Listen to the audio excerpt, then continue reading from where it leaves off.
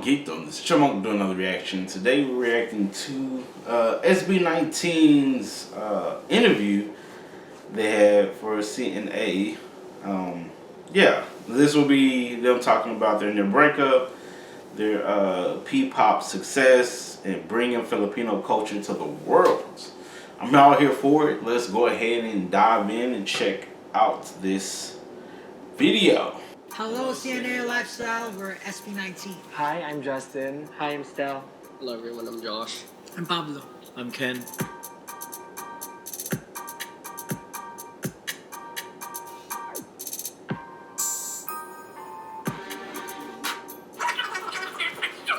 We're really honored to be called that, but there are lots of... Wait a minute. So, I'm gonna read it out. Okay. You've been called P-pop pioneers. How do you feel about that? We're really honored to be called that, but there are lots of artists who started a movement from before. I think we just had the platform to, the opportunity to show it to the global stage. And we're really, really thankful. And we try to live up to it, try to always innovate in terms of making music. Okay, before I get to the next question. Yeah, I think it was funny because I've said this before in another video. Like the person that really turned me to, I guess hip hop in the Philippines was Easy Mill. He's the first Filipino artist that I really just gravitated towards, and then there was other, like he introduced me to other Filipino artists, mostly in the hip hop community, not necessarily in the pop community, but into the hip hop community. That's where I started listening to Filipino artists, was through Easy Mill, and that's also how I got to SB19, was through Easy Mill. So yeah, because I think it started with him, and then I listened to, I want to say I listened to Ken, and then that's how I got into like a lot of the SB19 stuff. I want to say that's how it happened, because I know I listened to Ken, I listened to Pablo as far as like solo music before, and then I listened to the group. But I want to say that's how I got started into them. But yeah, let's go ahead and continue. So this next question is, how has SB19's success shaped the world's view of Filipino music? Back then, I think OPM or Filipino music in general has been categorized or has been looked at as maybe a lot of indie bands or just ballad, but we didn't see a lot of like boy groups before. But nowadays I feel like a lot of, in Southeast Asia and in the world, a lot of them are really looking to it as an overall maybe different types of variations in terms of genre. I think K-pop also helps them as far as just it has synchronized into the P-pop, like some of the global pops and polished visuals. In P-pop, somehow we present everything to somehow raw and emotional and passionate. I think it's because of the hugot style in the Philippines. We call this hugot. It's somehow, be deep in what we really feel inside. Apart from that, I guess... And they really do go deep into how they feel and what they care about. And that's always a good thing to hear. So and that makes, to me, it stands out more than like K-pop does. Harder sounding than just how they but then go about what they care about, how they feel. Create new about like subjects and stuff. It sounds like things that goes on really in their smooth lives when you're singing, and we try to incorporate the culture. Like for example, the mythology in one of our songs. It's called Mana. It's Manananggal. So I guess it's what makes it unique. Oh, let me go back. So next question: any K-pop or regional acts you want to collaborate with?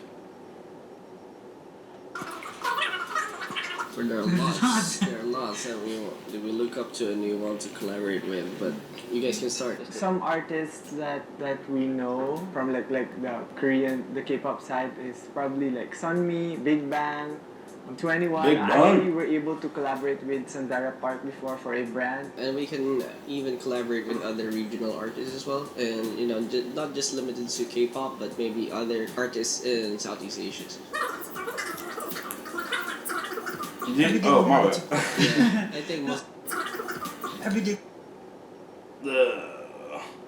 Do you ever want to quit during your trainee days? Ooh. Every day we wanted to quit. Yeah, I think most of the It- time it was it- really hard. It was really tough because how do I say We didn't this? really have a We good. didn't Without the really struggle, have- you can't get stronger. I'll tell you that We much. didn't have like proper, dance schedule, singing schedule. We just tried to learn everything by ourselves. So most of the time we will be left inside our training room, and then we have to explore, try to learn producing music on our own, try to edit the videos or the contents that we're gonna do. I guess it's the experience that taught us everything. If I'm to give an example, we were to perform in this event where we need to sing in 6 different languages. It was really tough for us because apart from we don't have someone to guide us on how we're going to sing the different language because we're afraid we might say something really bad or something Right. that's not appropriate for the event. These hard moments thrown to us really made us who we are right now. And I think it was just our passion and visions that has been keeping us together ever since. That's what we were holding into, and thankfully, right now we're still here.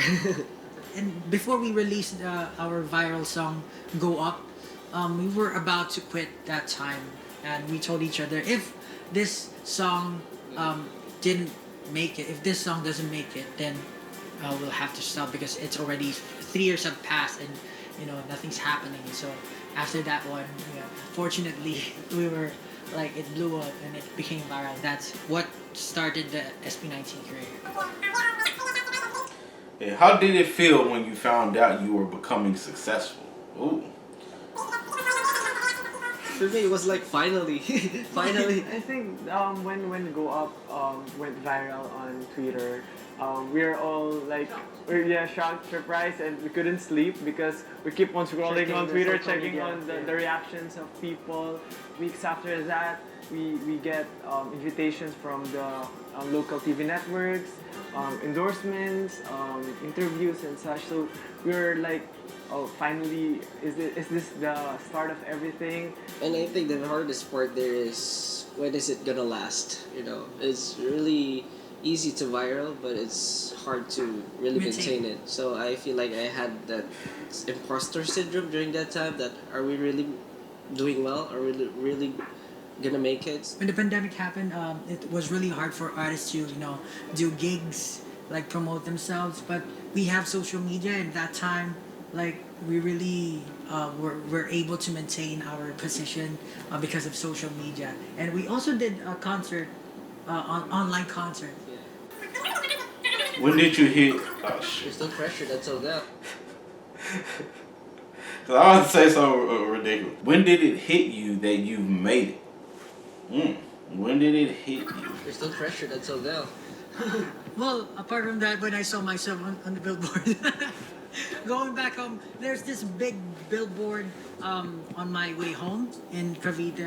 When I saw my face, oh my god, that's when I realized like I'm really like people are We made it. starting to. They notice us. For me, I love watching reaction videos, and the time when Go Up went viral, I immediately checked YouTube and watched all the reaction videos, and then I saw a lot of reactions from different countries. After that, we released another songs, and next song, and they keep on uploading their reaction videos, and that's the time when I realized, oh, maybe this is it. Even the smallest things that we do in a day, they make a content out of it. So we were like, ooh, is this really how it feels like to be famous right now?